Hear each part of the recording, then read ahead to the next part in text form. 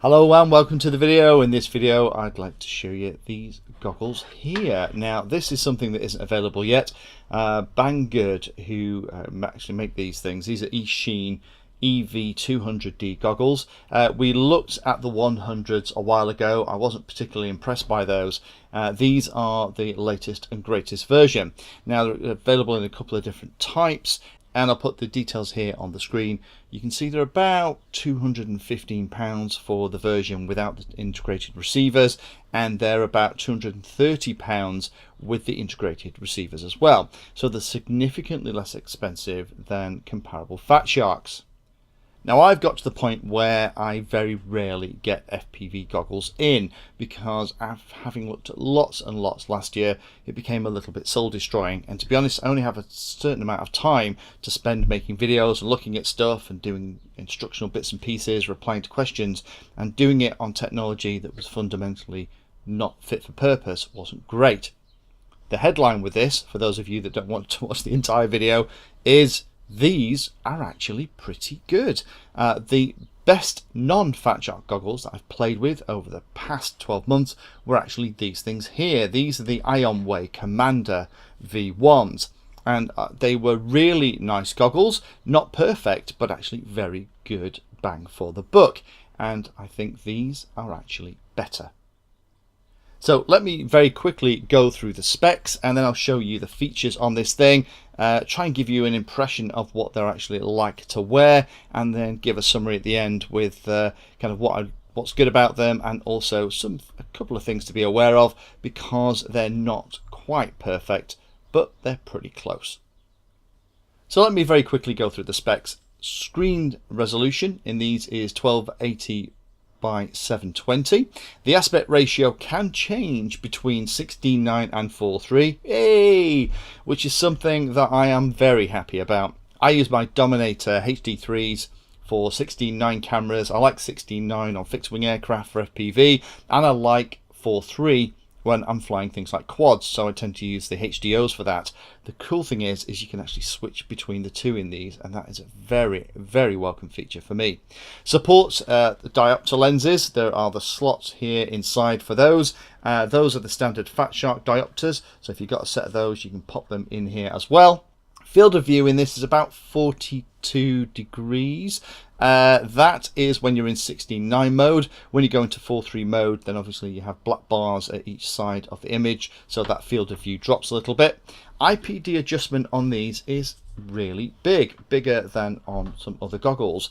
So maybe not big enough for everybody, but this time it's from 56 to 72 millimeters, and I'm flying with the Ipd adjustment at these settings here, and normally with Fat Sharks I have to have the Ipd rammed right into the very middle, and somehow they've managed to get a little bit more room in here. So if you find with Fat Sharks that you can't get the Ipd in the right position, you might have better luck with this.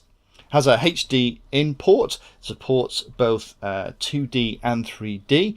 It has a built-in DVR, so hopefully, not sure you're going to be able to see this, it's black, which doesn't read great on camera. There's a little SD card in the middle there. It's a HD DVR with a H.264 encoded video. We'll talk about the DVR a little bit. It's probably the thing on this that I think needs a little bit tweaking with firmware. It has dual open source receiver modules, one on each side, which is a little bit wacky, and we'll come back to that in a second. And you can also power it from the USB as well, and the USB is also there for firmware upgrades too. So let me just very quickly go through the controls. On this side we have the DC in from the battery. The battery comes with it and is actually held on the back of the strap, but it fits in there. We have a USB connection, we have the head jack, we have the Ipd adjustment, and then we have the ability to turn the internal fan on and off. When I turn it on in a second, you'll hear a fan running straight away, even when it's in the 0 position. These things actually have two fans inside. One is there to cool the screens down. It's a slightly different screen technology from some of the other goggles that we've seen so far, and it does need to be kept reasonably cool. Also in operation, the modules in here get quite warm as well, so that fan is always running. It's a little bit loud in my opinion, but there's also this fan here, and this fan is the one that's going to suck air in through the top and expend it out through the bottom, and it's there to kind of help with demisting and does a reasonable job. we have the HDMI port and also the AV input. On the top, we have a mode button. Pressing that changes you through the modes, also allows you to access the main menu and navigate it. And then we have our DVR button in here to both stop and start recording, as well as manage playback. If I take this front screen off, in fact, before I do that, let me just show you what you get in the box, because you do get quite a bit of stuff with this. Let me just put these to the side and grab the box it comes in. So here's how it arrives. Pretty standard box.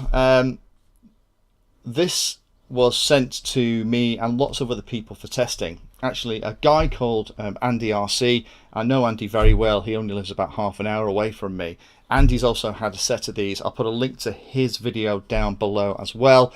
Interestingly, at the weekend we had a chat about what we were finding, and I think we both had a very similar experience with these. So if I open this up, the thing that you get, put the box out of the way, is a really nice carrying case. This is where the goggles were nestled when they arrived. In here you get a USB cable, you get a HDMI cable, you get some spare foam bits, you get a spare strap. Those little red nubbins were the things that were all over the antenna mounts. You get a little hint about how you take the front off, which is what I'm about to do in a moment, show you the module bays, cleaning cloth, and then you actually get the manual itself. And the manual is pretty good. It kind of tells you everything you want to know. And there is an electronic version of it available on the website. So I like this because this, and the way the foam inserts are done and everything is really nice. It means that carrying it around and taking it to field, you don't worry about them getting damaged. Oh, this is an extra front piece here. Hopefully you can see it's actually got cutouts so that you can see the display on the diversity modules. So let me just take the front off these and show you what they look like, and then we'll actually turn them on. I'll show you what the image is like, and I'll do the summary at the end. So to take these off, you have to do it so it clicks, and it makes a hell of a noise, but this is the way you do it. You push the ends forward and then it comes off. Now I've actually been using it without the front on, just because I'm not a fan of extra plastic hanging off your nose. You'll notice that the supplied receivers here are RP-SMA, which if you're a fat sharp person like me is a pain in the butt. But if I just take the door off, there's the module itself. And this is version B, which is the slightly more expensive.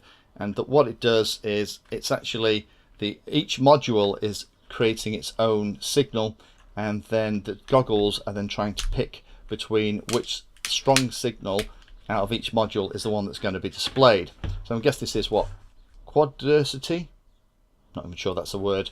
However, if you want to use it with just fat shark modules, so something like the True D diversity, then what you can do is leave the left hand wand empty and put whichever module you're interested in into this bay in here. And it does work with other fat shark modules. I've played with it with the True D and it works absolutely fine. Seems to supply the power it needs okay, and everything works pretty tickety-boo. So let me just very quickly plug these in and show you what the screens are like. So here we are watching a playback from a DVR via the FPV signal, and hopefully you can see how nice it looks. It's really tricky with goggles like this to try and tell you what the experience is actually like looking at them through a screen.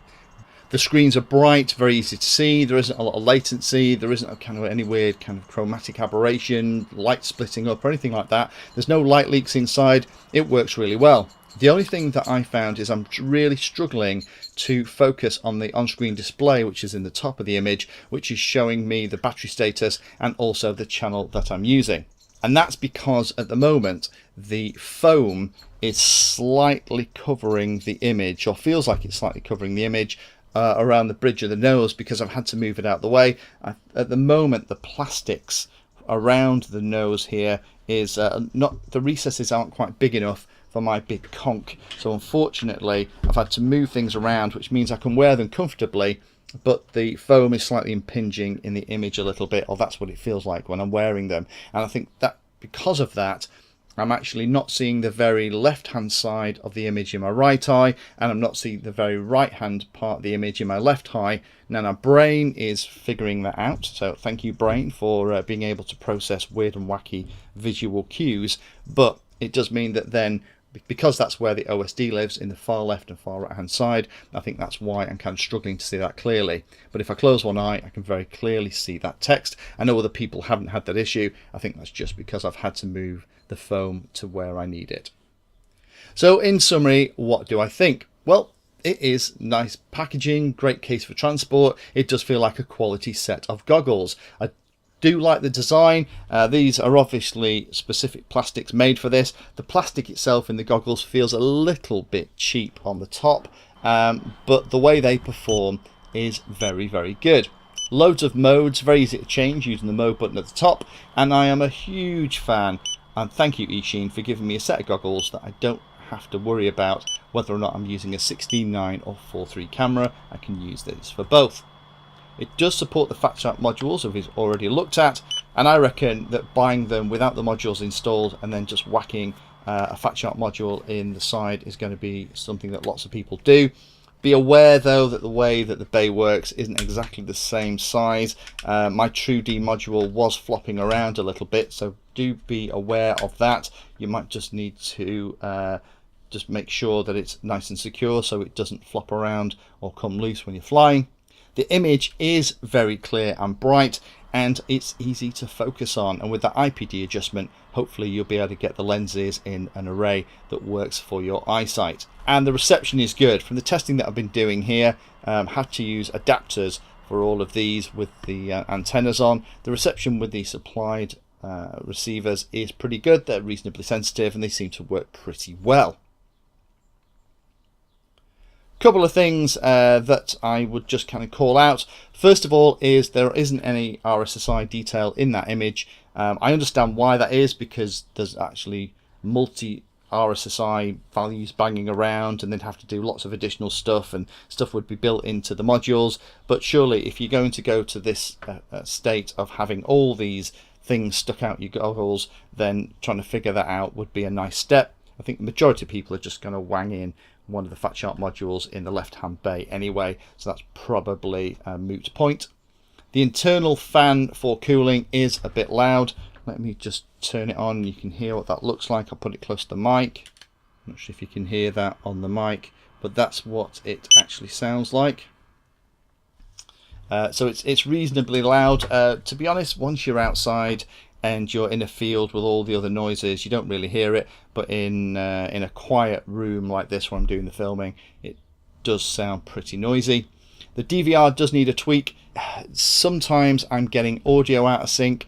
The frame rate is fantastic, so there's 20 frames per second for PAL. I'm getting about 25 frames per second playing with NTSC, and it does seem to do some kind of buffering where once it's been running for a couple of minutes, then it starts to auto save stuff, and it's cutting up the recorded footage into 5-minute chunks. So if you did accidentally plug the battery before you had finished recording, you wouldn't lose everything. But it would be nice if there was some kind of organized shutdown, so if you did accidentally unplug the power or something happened to the battery, you wouldn't lose your DVR recording. So do make sure if you get these that you do stop the recording with the DVR button before you unplug the power. Again, the fit from my nose wasn't quite enough. I've really struggled to try and get everything out of place. I'm very tempted, now I've made this video, to actually cut this bit of foam, that bit of foam there, cut that out, and that might give me a little bit more room to move. I think Eachine are talking about designing another set of plastics and foam here to support us Europeans that have bigger noses and bigger bridges. And the last thing, again, just be aware, if you're going to get the one with the modules in the side, it is RP-SMA, not SMA. So these have now replaced the Ionway Commander V1s as my favourite non-Fat Shark goggles. They work really well, but just be aware of those couple of reservations, particularly around the DVR. But if you're looking to invest in a set of goggles and you don't want to buy a set of Fat Sharks, or you don't have Fat Shark money, then these, I'm pleased to say, are definitely worth a look. If you found that video useful or like the content, then please hit the like and subscribe button down below. If you want to go the extra step, you can become a Patreon of the Painless 360 channel and help provide support for what I do here. All the videos created here are put into playlists, so if you're interested in a particular topic, have a look at the playlist, and they all are organised in there to make them easier to use.